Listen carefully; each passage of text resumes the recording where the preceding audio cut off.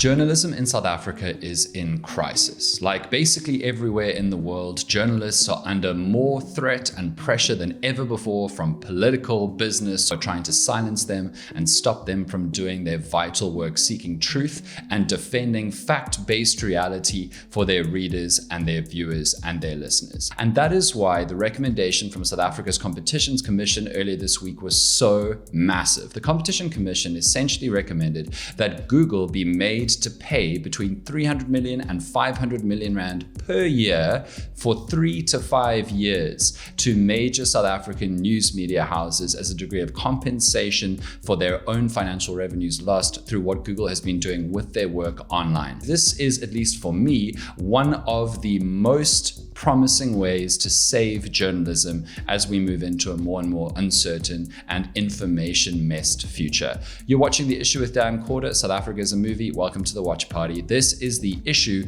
with Google versus journalism. A quick thank you to Suzuki before we get into this story. They blessed me with a beautiful new 5-door Suzuki Jimny that I have been absolutely loving driving around Cape Town with. This latest adventure that I did is a drive down Chapman's Peak, which a lot of people don't know about in the rest of the country or the world. This road is so extraordinary, Chapman's Peak Drive, that in most cities it would be like a star tourist attraction, but in Cape Town it's just one of many. Look at the masterpiece of engineering and the views that Chapman's Peak provides. Next time you're in and around Cape Town with some spare time, go drive Chappies. And if you can do it in a Suzuki Jimny 5-door like I did, what a treat lies in store for you. Thank you, Suzuki. And remember, we cover all of the breaking news in South Africa as it unfolds from Monday to Friday. Every single weekday morning, we have a News Worth Knowing podcast hosted by myself called Dan Corder in the Morning. You can find it on Apple, you can find it on Spotify, just search Dan Corder in the Morning. So big tech firms have nearly destroyed journalism around the world. Here's what's happened. In the old days, and by the old days, I mean like even just like 15, 20 years ago, the way that news media organizations made money is they sold advertising directly to advertisers. And then as the digital era came in and more people in South Africa got access to unlimited internet and unlimited information through laptops, computers, and their phones, that started to change very, very quickly, because you could now go online and for free, you could get all the information in the world, the information that the broadcasters and the newspapers used to sell you that you couldn't get anywhere else. And that immediately put massive financial pressure on the business model, the funding and financing model of news media. Suddenly, they were threatened by and competing with the whole internet and a raft of free news sources on the internet that we could use instead. And that got worse and it got worse and it got worse for those media. And now as we see newspapers closing all the time, it's frankly a miracle when a newspaper still operates. But it got even worse when a couple of enormous big tech media platforms like Google and like Meta, which is principally Facebook, WhatsApp, and Instagram, started rolling out incredibly effective, user-friendly advertising software and advertising interfaces that basically anybody could use. Google and Meta have got incredibly good, effective data on all of their users, so they can provide you exactly the kind of person you're looking for. That's far more attractive and often far cheaper than going to, say, a TV channel or a newspaper or a radio station where they say, we don't know exactly who watches us, although we have some kind of idea about who reads or listens or whatever. That's just not as good a return on investment as Google saying, we promise you we will show you this many white women who go to a Randizig market and are 45 and annoyed with their second child. And so that's made it even harder for TV stations,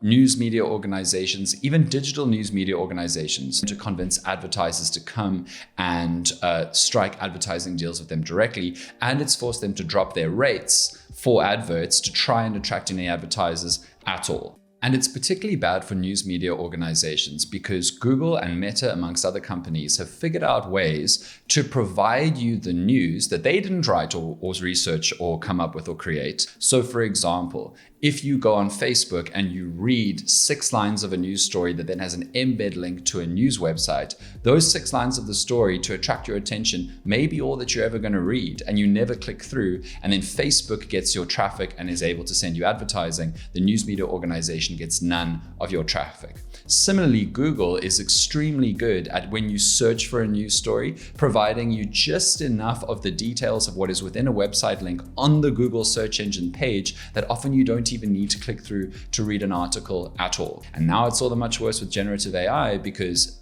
Google is now generating AI answers to all of your questions, once again keeping you on Google and stopping you from clicking through to websites of news media. That means a few things. One, it means that Google is getting all of your traffic and is able to sell you ads and make money for themselves off of news that they did not create. Secondly, it means that you not going to that news media website's page, it means they don't get the numbers they used to get, the readership, and that also means that they are unable to then sell good packages to advertisers because they are not able to show advertisers bigger readership numbers. And the result of this, among some of the other factors that I mentioned earlier, is that news media is collapsing around the world. Journalists are losing their jobs. Journalists are being offered, or like news media is not able to pay journalists well enough for journalists to have sustainable quality of life careers. Journalists are being forced to create as many stories as possible because it's a quantity game. You're trying to make as many stories as you possibly can in the hopes of getting as many clicks as possible. But what that means is they're going for low-hanging fruit because they need to churn out so much work. It means that they are overworked along with being underpaid. It means that the type of story that they do changes, because if you have to crunch out 8 articles in a day, it makes the quality of the investigation and the journalism way, way worse. And so news media houses are suffering, and what that ultimately means for all of us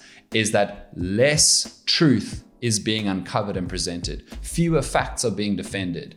For us, the people, the audience who wants to know the truth about what is really happening in the world in an absolute tsunami of disinformation and misinformation and fake news. That's the crisis. And it's about the journalism, it's about the news media industry, but it's actually about all of us and our ability to know what is true and what is not. And that's why around the world, different countries have started to try and take steps against big tech extracting the value from news media organizations' work. And in South Africa, we have an organization, a body called the Competitions Commission.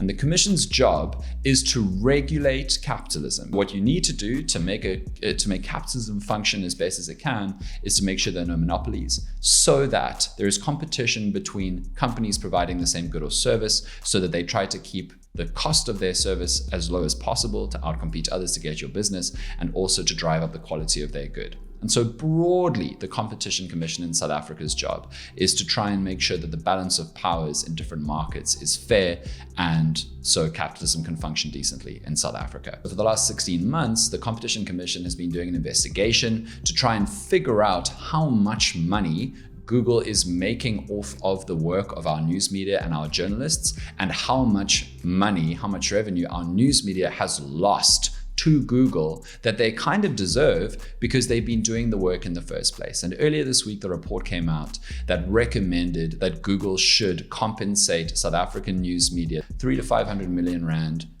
per year over the next 3 to 5 years. And to their best estimates that they figured out, they managed to reliably speculate that in 2023, Google made between 800 million and 900 million rands ad revenue off of the work of news media and journalists in South Africa. In the meantime, the best estimates were that South Africa's news media was only making 200 million rand, which is an extraordinary gap.